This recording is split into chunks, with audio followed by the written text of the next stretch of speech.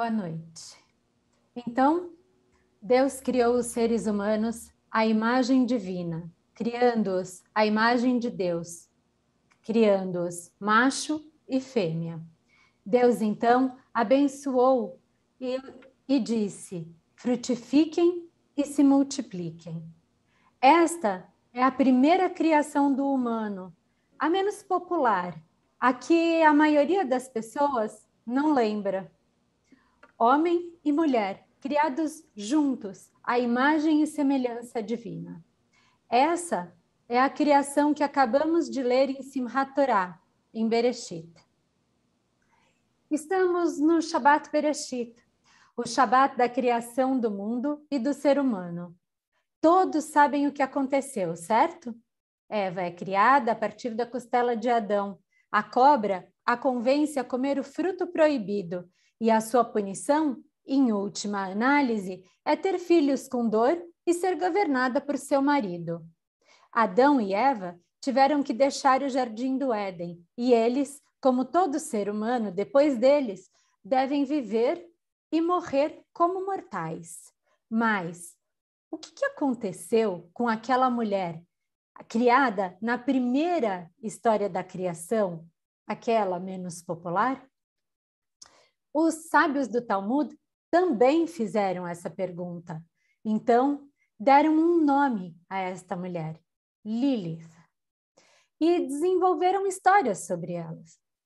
Uma mulher que resiste, que insiste em sua igualdade. Em algumas destas histórias, Lilith abandona Adão, se transforma em demônio, ataca crianças recém-nascidas ao longo dos tempos.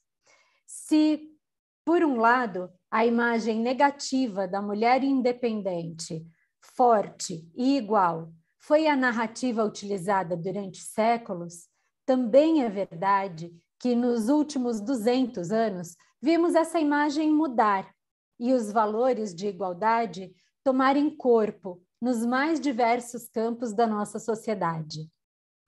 Quando lemos Bereshit hoje, devemos nos perguntar onde estão essas mulheres que, como Lilith, sabem que são feitas da mesma terra, que resistem e insistem em terem a sua humanidade reconhecida.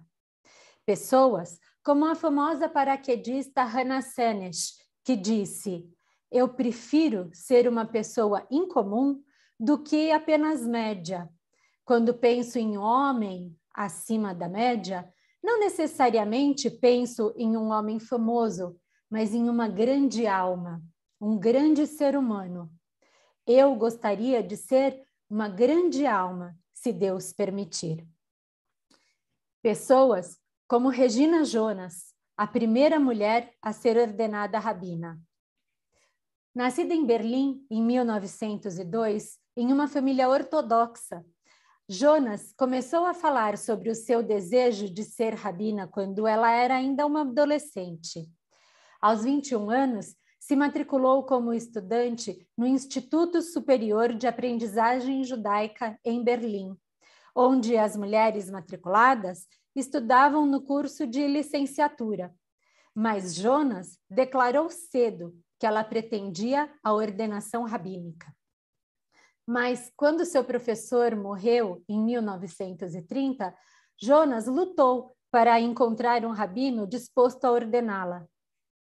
Ela argumentou brilhantemente acerca das possibilidades de mulheres se tornarem rabinas, vindo a convencer o rabino Max Dinnemann, diretor executivo da Conferência de Rabinos Liberais, em 1935. Regina Jonas pregou na Nova Sinagoga de Berlim e deu palestras na WITSO e em outras instituições locais, gradualmente sendo aceita como líder espiritual da comunidade judaica local. Depois da sua deportação para Terezin, ela continuou a pregar e a oferecer conforto espiritual para os seus companheiros de campo de concentração. Escondida em uma caixa nos arquivos da Biblioteca Nacional de Israel, foi encontrada uma carta de Regina Jonas para Martin Buber, datada de 1938, 3 anos após a sua ordenação. Ela lhe contou sobre o seu trabalho em Berlim como rabina. Dou orientação espiritual a pacientes em hospitais e a residentes em lares de idosos. Também dou palestras na sinagoga, presido funerais e faço sermões. Ela pedia ajuda para ir para Israel. Em 12 de outubro de 1944, Shabbat Bereshit, a Rabina Jonas foi transportada para Auschwitz, onde foi morta. Regina Jonas foi esquecida, apagada, não sendo mencionada nem mesmo pelo filósofo Martin Buber, pelo teólogo Leo Baeck, pelo psicólogo Viktor Frankl, que a conheceram e trabalharam com ela. Foi só depois da queda do Muro de Berlim que seus papéis e sua história foram descobertos. Em 2014, 70 anos após ser morta em Auschwitz, uma delegação de mulheres rabinas se reuniu na Alemanha para desenterrar a história esquecida da colega pioneira. Regina Jonas foi uma mulher judia, forte e determinada, cujo sonho era servir o seu povo, como ela mesma disse.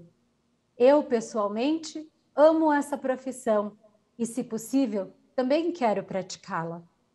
A rabina Regina Jonas foi condenada ao esquecimento pelo simples fato de ser uma pioneira em sua profissão e em sua religião. Mas, como ela mesma explicou, Deus plantou nossas habilidades no coração e uma vocação sem perguntar sobre gênero. Portanto, é dever dos homens e mulheres trabalhar e criar de acordo com as suas habilidades dadas por Deus. Ela é apenas uma entre tantas mulheres, tantas pessoas esquecidas, apagadas da história por outras narrativas que encobriram suas existências. Mas suas memórias podem e devem ser resgatadas e suas histórias recontadas. Aquele grupo de rabinas que fez os passos e resgatou a história de Regina Jonas concluiu que Shabbat Bereshit é o aniversário da deportação da Rabina Jonas a Auschwitz, serviria como seu Yurtzeit. Hoje, nos juntamos a outras comunidades de todo o mundo para homenagear a memória dela e de tantas outras mulheres, cujas histórias foram escondidas, com uma bênção que a própria Regina Jonas escreveu em Theresienstadt. Nosso povo judeu foi plantado por Deus na história como uma nação abençoada. Abençoado por Deus significa oferecer bênçãos e lealdade, independente do lugar e da situação. Que todo o nosso trabalho seja uma bênção para o futuro de Israel e o futuro da humanidade. Homens judeus e mulheres corajosas e nobres sempre foram os sustentadores do nosso povo. Que sejamos julgados dignos por Deus de sermos contados no círculo dessas mulheres e homens. Lembrar da Rabina Regina Jonas é assumir a responsabilidade de resgatar histórias apagadas. Que sua história não seja mais esquecida e que a sua memória nos seja uma bênção. Shabbat Shalom.